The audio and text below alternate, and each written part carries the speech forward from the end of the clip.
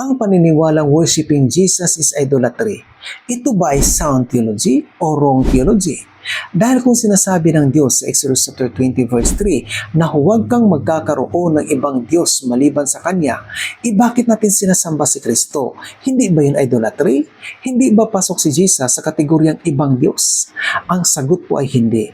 Dahil inutos mismo ng Diyos sa Biblia na si Kristo ay dapat sambahin ayon sa Philippians chapter 2 verse 10 hanggang 11. Sinasabi dyan na sa pangalan ni Jesus ay luluhod at magpupuri ang mga nasa langit, nasa lupa, at maging yung mga nasa ilalim ng lupa. So sino ang mga nasa langit? Mga anghel? Lahat sila ay dapat ding luluhod at magbibigay papuri sa pangalan ni Jesus. Kaya sinasabi ng Diyos Ama sa Hebrews 1 verse 6 na si Kristo ay dapat sambahin ng mga anghel. Pangalawa, yung mga nanirahan sa lupa.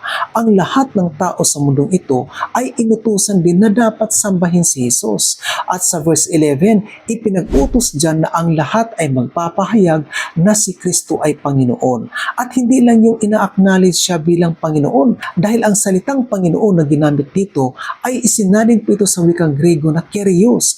At alam nyo ba na sa Old Testament, ang Kyrios ay title mismo ng Diyos?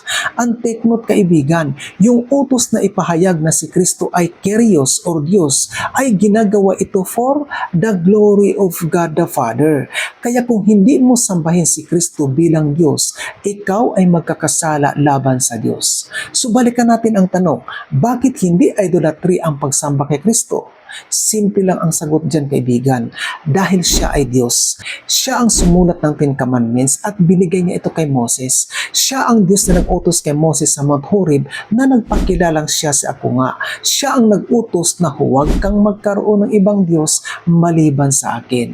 At tandaan natin na si Kristo ang isang persona ng Godhead. Siya ang verbo, ang Diyos na nagkatawang tao.